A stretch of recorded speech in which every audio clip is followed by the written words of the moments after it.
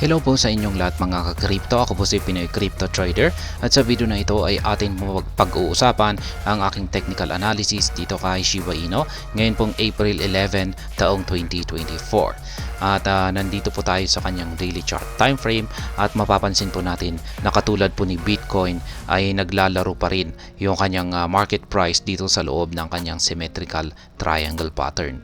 At base po sa aking analysis dito ay magpapatuloy pa ito dito sa loob ng symmetrical triangle pattern na ito sa mga susunod na araw. Kaya ayan, bago po tayo magpatuloy ay nais ko lamang po munang bigyang linaw ang aking disclaimer kung saan ang nilalaman po ng video na ito ay hindi po ito isang financial advice. For education and information purposes lamang po ang layunin nito. Maliban po dito ay nais ko na rin pong magbigay babala na wala pong kahit anumang group chat ang Pinoy Crypto Trader. Check po muna natin yung kanilang official X account dito kung ano ang kung ano ang kanilang bagong update. Ayan, meron po tayo dito last 4 hours ago. The SHIB Army is on fire. 6 months of unbelievable growth. Ayan. Nag-aapoy daw po itong ang SHIB Army or ang community ng Shiba Inu. At sapagkat nagpakita raw po ito ng 6 na buwan na matinding paglago. Ayan, yung tinutukay po niya rito na lumago ay yung bilang ng mga creators. Ayan, creators ay umaabot po ng 30,743% plus. Yung interactions naman ay nasa 96,655% plus. Total interactions ay 12,854%. Price ay 306.8%. Trading volume ay 398.9%. Yan, ito ayon po rito ay ito lamang daw po ang umpisa. Kaya ayan, mag-buckle up daw po tayo. Ito yung parang yung isusuot natin para hindi tayo mahulog yan sa isang sasakyan. Ayan, dahil sabi rito ay mag-buckle up daw po tayo para sa isang amazing or parang napakagandang pagsakay. Kaya ayan, ibig sabihin nito ay ang ibig pong sabihin nito ay ating paghahandaan yung matinding paglago ni Shiba Inu. Kaya yan po ang ibig sabihin niyan.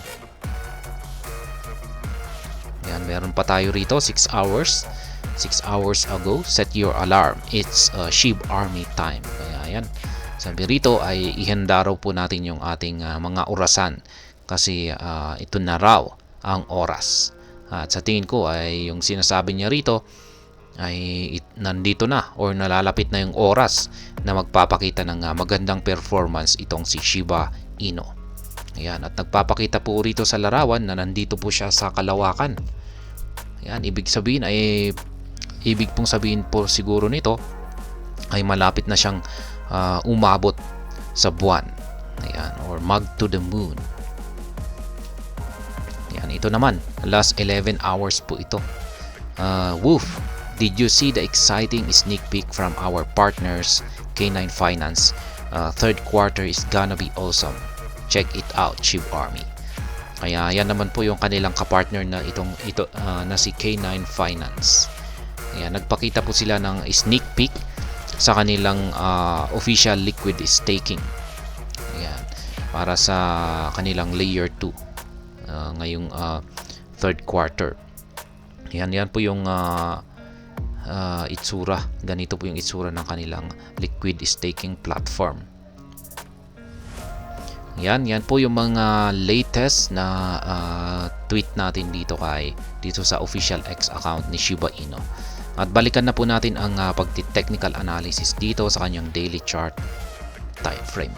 At gaya ng sinabi ko kanina ay mukhang magpapatuloy lamang po sa pagko-consolidate itong si Shiba Inu dito sa loob ng ating triangle pattern na ito. Mukhang aabot po siya dito sa pinakadulo or apex. Yan, apex portion ng ating symmetrical triangle pattern dito bago po siya makaranas ng breakout.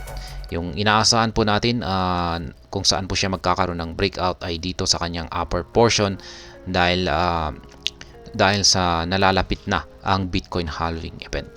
Kung pag nangyari po yan ay dito po siya sasabog. Yan.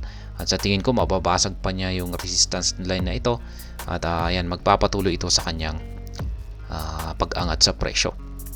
Habang lumalapit po tayo sa Bitcoin halving event ay tumataas po yung posibilidad na dito siya magkakaroon ng breakout. Kaya ito po yung inaabangan natin. Ngunit yung signal po dito sa ating Hals indicator ay bearish po kasi kulay red. Pero mapapansin naman po natin na mukhang bahagyang lumiliit yung sukat ng kanyang pangangatawan. Kaya yan, dito naman po sa ating mga QQE mode indicator ay mapapansin po natin na walang nabubuo na mga QQE bars. Nag-umpisa pa yan noong April 8 hanggang ngayon. Ayan, walang nabubuo. Ibig pong sabihin ay indecision po ang signal natin dito sa QQE mode indicator. Or ibig sabihin ay pantay yung persa ng mga bulls at saka mga bears. At dahil dyan ay kapag ganyan po yung nakikita natin na signal dito sa ating QQE mode indicator ay sa kadalasan ay nauuwi lamang po sa pagsa-sideways or pagko-consolidate ang market price ni Shiba Inu. Kaya yan po yung aking naging basihan dito kung bakit ko nasabi na mukhang sa mga susunod pa na araw ay makakaranas pa tayo ng patuloy na pagko-consolidate dito. Ayan. Ngayon ay pagdating naman po sa pag-i-spot trading ay syempre ayan, mas maganda kung pagdagdagan na natin yung dagdagan natin yung holdings natin dito. Yan sa support line na ito. 40 digits 27.76 na presyo. Kasi mukhang malabo na po siyang bumagsak pa rito sa sunod na support line natin dito sa 40 digits 24.26 or sa mas mababang support line. Mukhang malabo na po. Kaya sa ngayon ay mukhang ito po yung best buying price natin ngayon sa support line na ito, ang 40 digits 27.76. Yan, bago po ito sumabog pagsapit ng Bitcoin halving event.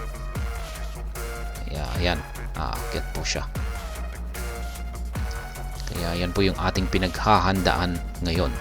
Yung inaabangan po natin dito ay yung kanyang magiging breakout dito sa upper portion ng kanyang symmetrical triangle pattern na ito.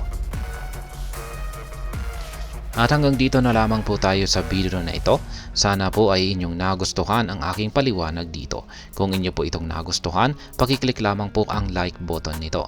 Para naman po sa mga bago lamang dito, kayo po ay aking inaanyayahan para mag-subscribe.